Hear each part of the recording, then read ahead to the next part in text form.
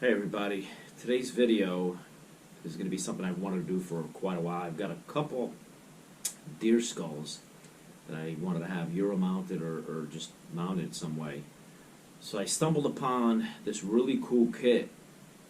It's basically a plastic skull cap and skull with a mounting kit and all the hardware you need to pretty much get your antlers mounted on here. Real simple to do. You're basically obviously going to need your antlers. So this kit comes with two different size fronts. So for wider bases, smaller bases, I'm going to be using the wider base. This is from a deer I called a swamp buck.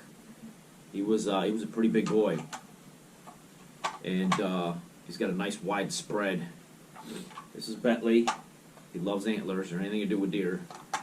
So essentially, all you're doing is lining up the base holes with the bases on your antlers, getting them to the exact width in between the antlers and in between the bases that the original one was.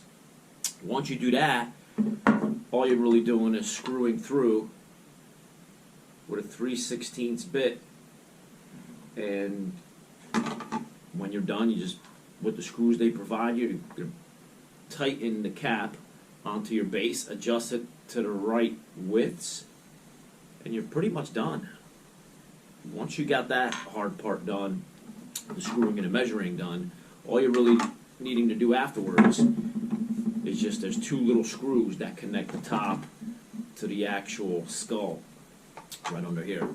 The real cool thing about this kit is it also came with an adjustable mounting plate, so on your wall, however you want to put it, you can pretty much adjust it and have it at different looks or different heights or however you want.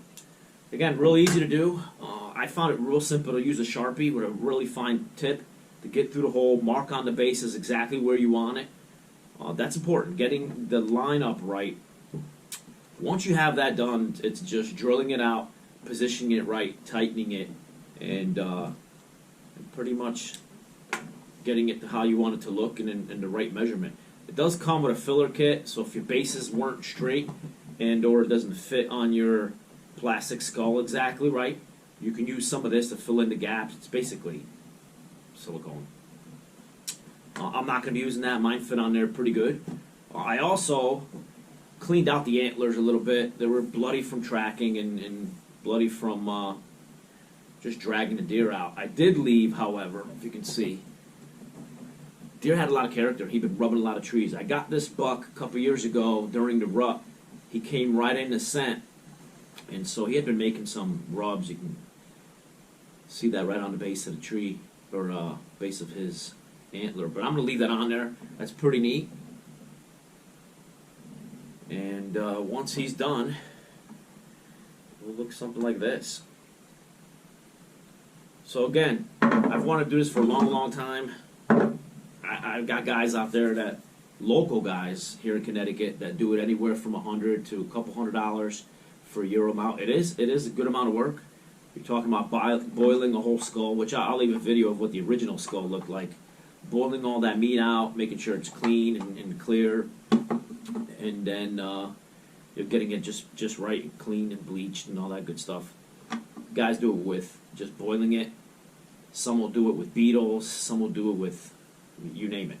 It's acids, which I don't really want to get into. So the only thing with this is it does look plasticky. So I think what I'm going to do is it has all the different skull marks. So I'm going to go in there and just kind of blend it with some brownish, yellowish paint. If you look at a deer's skull, even cleaned out, it'll always leave some kind of aging in between those joints. So I'm going to do that.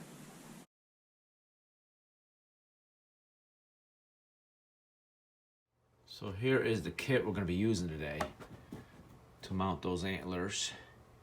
Comes with two different caps and then a bonus positioner so you can hang it however you like. Do it yourself, pretty easy. No beetles, no mess. Euro mounts can get pretty hairy. I've seen some really good ones, I've seen some terrible ones, so more to come. We'll see how it goes. All right, so quick tip.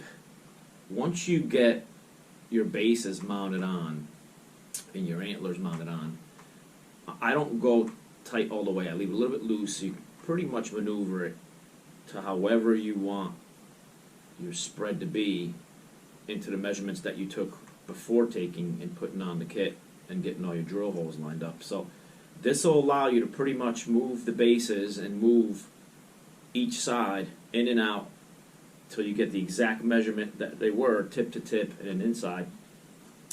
And then you pretty much tighten it from there and tighten it to the other one. Okay, so here's pretty much the finished product.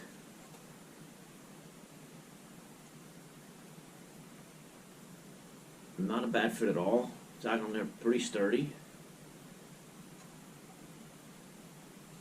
One quick tip, there's these last two screws. Put them on hand tight.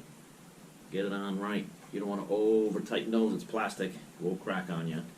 And then I don't know if I mentioned it last time, but once you got these loose and on, and you're doing your final measurements and your final tightening, use a screwdriver. Do not use a drill. A drill will just is too much torque. It'll move it around and it won't get it right. So what I did was measured it out. Once I got the exact spot I wanted it, held it tight, and then just slowly tightened it, making sure that they didn't move. And it worked out pretty good. This base is pretty cool. The old kits, or I've seen some other kits out there that just have the screw hole for an anchor and screw. With this, however, you can swivel it however you want.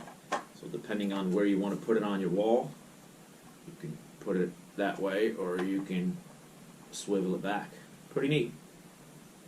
So again, this was $20-something with Amazon Prime. There's a million different versions of this kit out there. It's pretty neat, pretty easy to do. Literally with all, gathering the tools and the measurements and everything, you're looking half hour or less. And just take your time, make sure your bases are cut right and that they're flush, or else that's going to make it tougher to mount. And then again, get the measurements right, get the pilot holes and drilling done exactly where it should be based on your measurements that you did prior, and you should be fine with it. Pretty happy with it. Like I said, I'm going to color it in a little bit, age it so it doesn't look so shiny and so fake, and